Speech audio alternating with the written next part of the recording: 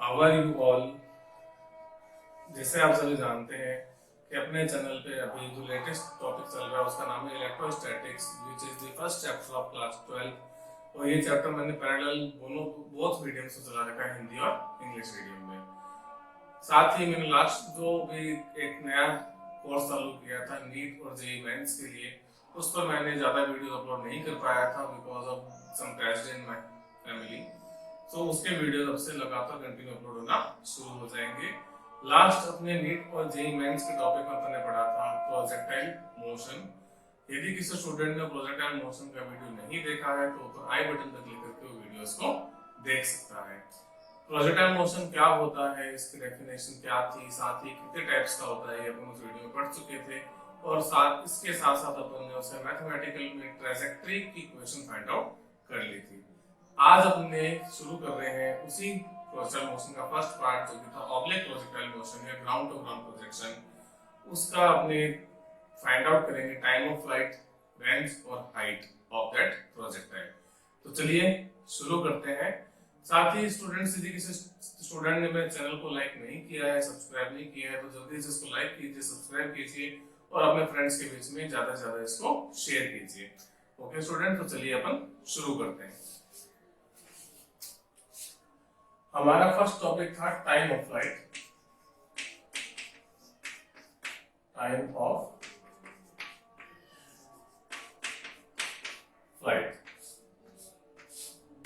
हमको इसको टॉपिक को बनाने से पहले, इसका रूपरेखा बनाने से पहले इसकी हम एक डायग्राम ड्रॉ करते हैं which is the path of projectile.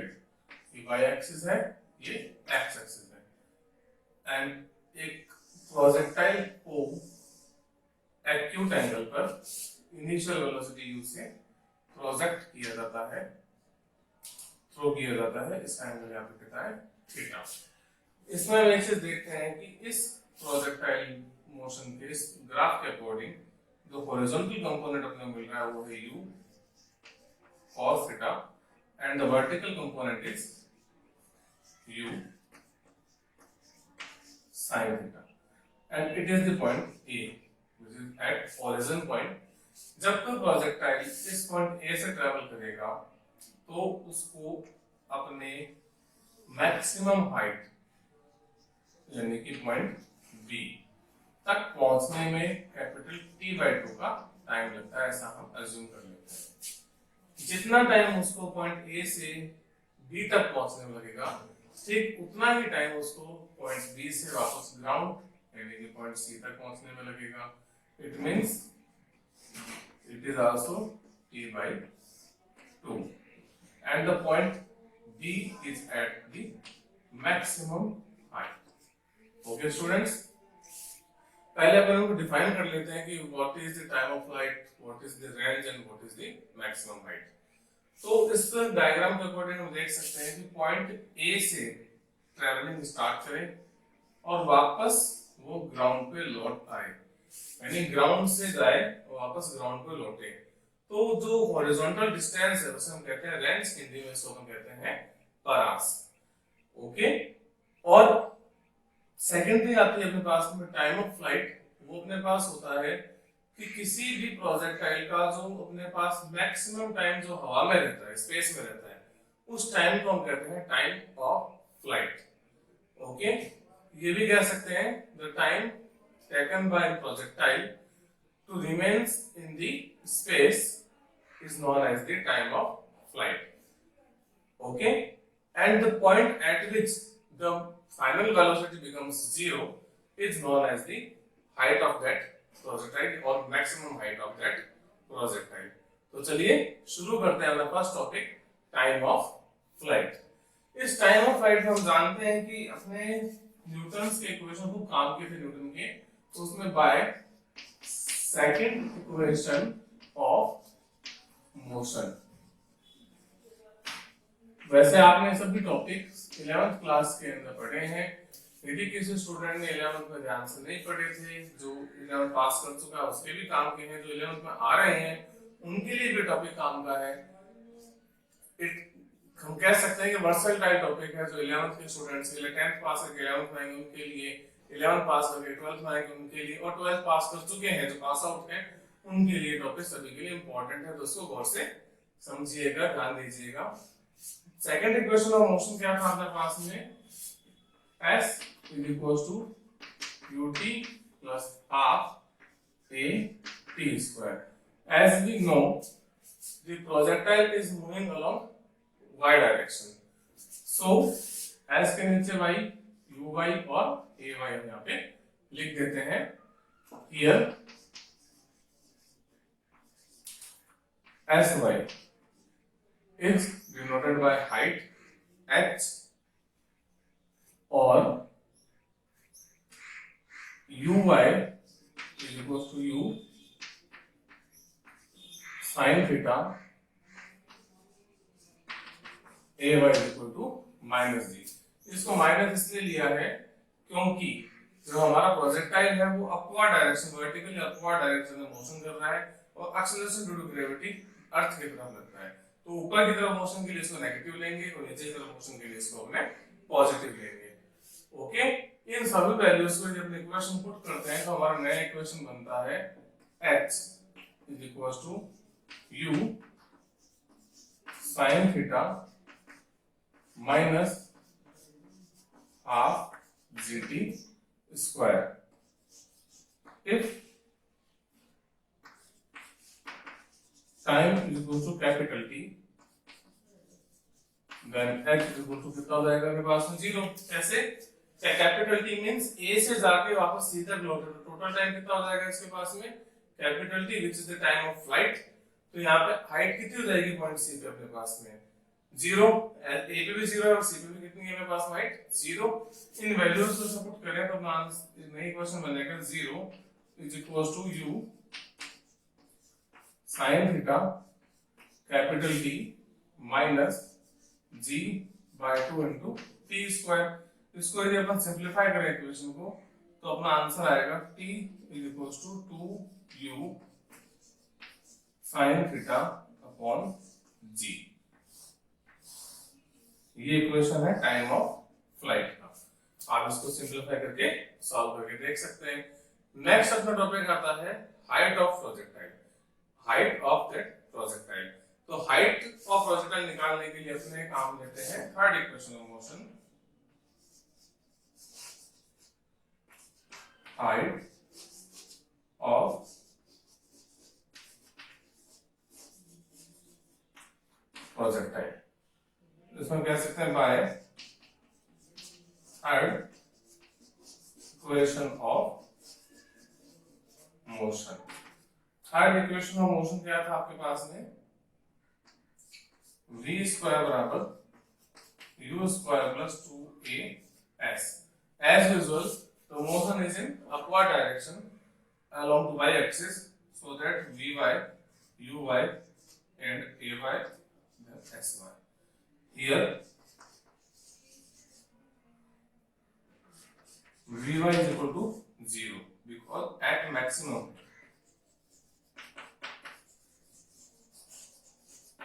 जब प्रोजेक्टाइल मैक्सिमम हाइट पहुंचेगा तो उसका फाइनल वेलोसिटी वो कितना हो जाएगा 0। ay कितना हो जाएगा मेरे पास में माइनस g एंड uy कितना था u sin थीटा और s y इक्वल टू क्या लिया अपन ने maximum height which is h। इस पॉइंट b पर वेलोसिटी कितनी है इसकी vy इक्वल टू 0 है। इन सभी वैल्यूज को अपने इस इक्वेशन में पुट कर देते हैं। तो जब आप इन वैल्यूज को इस इक्वेशन में पुट करते हो तो आपके पास में आंसर आता है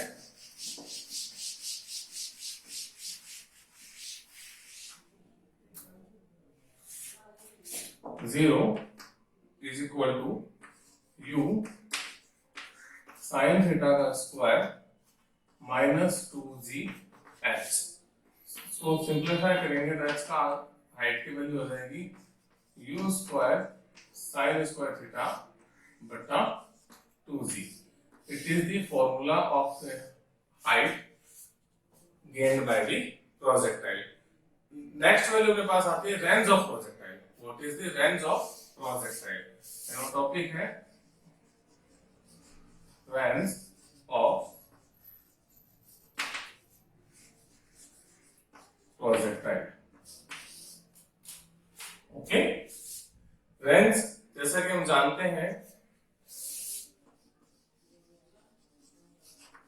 range is a distance traveled by the projectile along x-axis. Then length is equal to horizontal velocity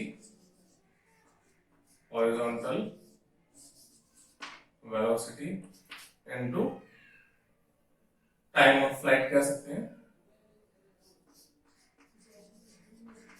time. तो रेंज को हम डिनोट करते हैं r से. हॉरिजॉन्टल कंपोनेंट कौन है इसका वेलोसिटी का? u cos theta. यहाँ पे भी u cos थीटा हमने पढ़ा था फर्स्ट वीडियो में कि हॉरिजॉन्टल कंपोनेंट जो वेलोसिटी होती है इसकी प्रोजेक्टाइल के लिए वो हर पॉइंट पे कांस्टेंट रहता है, यानी इस पॉइंट पे, इस पॉइंट पे, इस पॉइंट पे, सभी पॉइंट्स पे इसका हॉरिजॉन्टल कंपोनेंट क्या आएगा अपने पास में? u cos theta. तो हॉरिजॉन्टल वेलोसिटी कितनी हो गई? u cos theta into time कितना है? Time of flight 2u sin theta upon g. जैसे कि आप यहां देख सकते हैं, थोड़ा सिंपलीफाई करके लिख देता हूं इसको मैं. u स्क्वायर हो रहा है और twice sin theta cos theta upon g. इसमें ये फॉर्मूला बन रहा है sin 2 थीटा का 2 sin थीटा cos थीटा. ये फॉर्मूला क्या आ जाएगा हमारे पास में? r is equal to u square sin 2 theta upon g. It is the formula of range gained by a projectile. Okay students, वापस से रिपीट कर देता हूँ कि टाइम ऑफ फ्लाइट अपन ने कैलकुलेट किया था t is equals to 2u sin theta upon g. The time of flight is the time which is required by a projectile remains in the air or vacuum. Okay. Second is the height of projectile.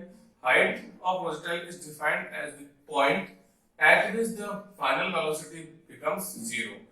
And third one अपने पास है range of projectile. Range of projectile अपने पास हो गया कि उसका धरातल से उड़कर यानी प्रक्षेपित होने के पश्चात वापस धरातल तक आने में जो क्षैतिज दूरी तय करता है. The distance traveled along the x-axis or horizontal axis by the projectile at the time of projection is known as the range. अपना नेक्स्ट टॉपिक था relation between height, range and time of flight. तो अपने इसमें जैसे कि अपन जानते हैं जो हाइट है उसका फॉर्मूला होता है h is equals to u square sin square theta upon 2g. It is equation number 1. Range का फॉर्मूला होता है r is equals to u square sin 2 theta upon g. That is equation number 2. हम यह कह सकते हैं by equation 1 बटा equation 2. तो h बटा r इक्वल टू हाइट के फॉर्मूला क्या है? u square sin square theta upon 2g into g बटा u स्क्वायर. और sin 2 थीटा को क्या लिख सकते हो? Twice sin theta cos theta. तो अपने पास में एक sin की वैल्यू कैंसिल आउट हो जाएगी, u स्क्वायर से u स्क्वायर कैंसिल आउट हो जाएगा. तो अपने पास में वैल्यू क्या बचेगी? h अपॉन r is equal to sin by cos is tan theta 2 g से g कैंसिल हो रहा है, 2 into 2 कितना हो जाएगा पास में यहाँ पे 4. It is the relation between height, range, okay, height and range by the help of these formulas. Okay students, अब अपने इसमें आगे जैसे देखें कि यहाँ पर इस कंडीशन में यदि थीटा इज इक्वल टू हमारे पास 45 डिग्री हो जाए, थीटा कितना हो जाए? 45 डिग्री. हम कह सकते हैं if theta is equals to 45 degree then जो रेंज है वो क्या बन जाएगा? r मैक्सिमम पे आ जाएगा. तो यदि अपन इसको प्रूफ करें तो क्या बनेगा? Height upon r maximum is equals to tan 45 degree upon 4. तो इसका आंसर क्या आएगा मेरे पास में? r maximum is equals to 4h. r maximum 4h आ जाएगा. क्यों आया? क्योंकि हम जानते हैं कि tan 45 डिग्री किसके इक्वल होता है 1 की। तो ये अपने पास में दो रिलेशनशिप हो गए, हाइट और रेंज का थीटा के फॉर्म में, और हाइट का रेंज के साथ यानी maximum range is equal to height के फॉर्म में। Okay students, fine two projectiles are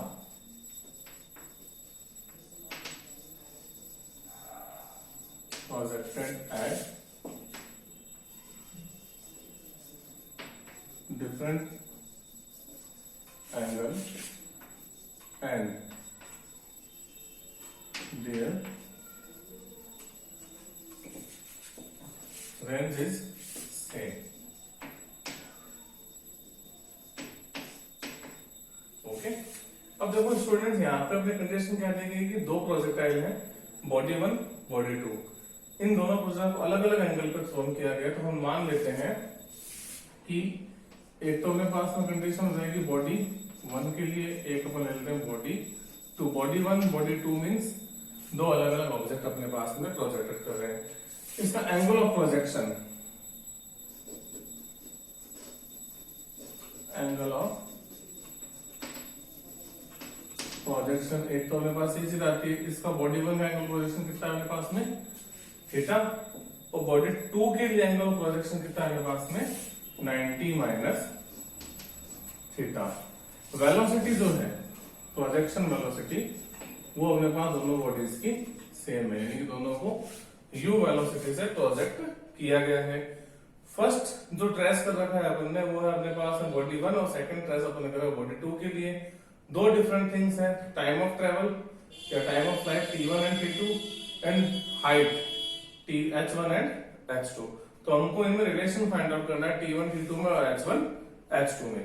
तो चलिए शुरू करते हैं। साथ हमें एक चीज ध्यान रखनी है यहाँ पर कि जो आपका थीटा है ये हमेशा 45 डिग्री से छोटा होगा, 45 डिग्री से छोटा होगा, एक्यूट एंगल ही होता है। 40 डिग्री छोटा रहेगा यहाँ पे बिकॉज 90 डिग्री टोटल एंगल है। तो यदि अपन मान लो अपने कंडीशन ऐसे कह दें कि एक अपने पास में यहाँ पर आर थीटा है, तो ये आर रेंज जो है R1 बराबर R2, इसका मतलब आर 90 माइनस थीटा होगी, यानी आर 70 डिग्री पर प्रोजेक्ट किया गया, तो दूसरा वाला कितना हो जाएगा आर 20 डिग्री हो जाएगा। तो ये अपने पास 45 डिग्री से अपने जो थीटा की कंडीशन लेते हैं यहाँ पर, ये अपन 20 लेंगे तो ये कितना हो गया मेरे पास में 70 डिग्री। तो थीटा जो है ये 45 डिग्री से छोटा रहेगा, यानी ये कम रहेगा, ये एंगल ज्यादा हो सकता है, मोर देन 45 अपना आंसर आ सकता है। तो चलिए अपने शुरू करते हैं। फर्स्ट ऑफ ऑल अपने पास था टाइम में, टाइम ऑफ फ्लाइट। तो t1 का टाइम ऑफ फ्लाइट का फॉर्मूला था 2u sine theta upon g। यहां पर t2 के लिए टाइम ऑफ फ्लाइट क्या हो जाएगा, t2 is equal to 2u sine, पर थीटा की जगह यूज करेंगे अपने यहाँ पे 90 माइनस थीटा अपॉन g। यदि इनको रेशियो निकालें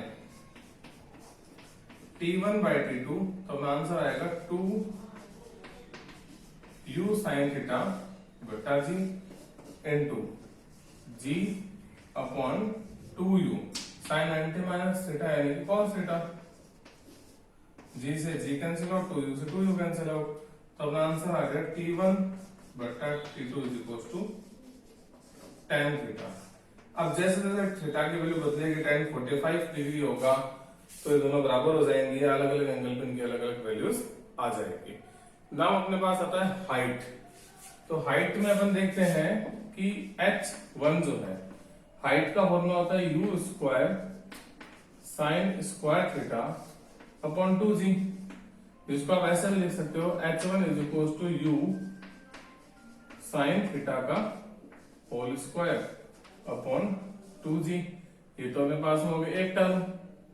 अब अपने h2 की बात करें तो अपने पास आएगा u square sine square 90 minus theta बटा 2g। 90 माइनस थीटा क्यों लिया, कि h2 राइट का एंगल कितना है 90 माइनस थीटा का ले रखा था। ओके, तो यहां पर अपने इसका वैल्यू कितना आएगा h2 is equal to u square sine 90 minus cos square theta बटा 2z।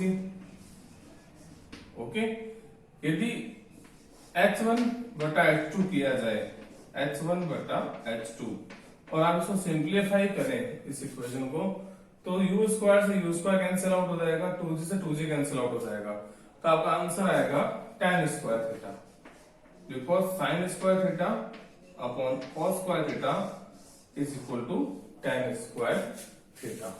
ओके स्टूडेंट्स, ये अपनी बेसिक कंडीशन है, हमें न्यूमेरिकल्स में काम आती है कि यदि अपने को कहा जाए किसी न्यूमेरिकल में इफ टू ऑब्जेक्ट्स या two bodies are projected at the same velocity and their range is also same but the angle of projection is different, then find out the relation between time of flight and the height gained by that projectiles। तो अपने इसको आसानी से इन formula से solve कर सकते हैं। The ratio of time is tan theta and the ratio of height is tan square theta।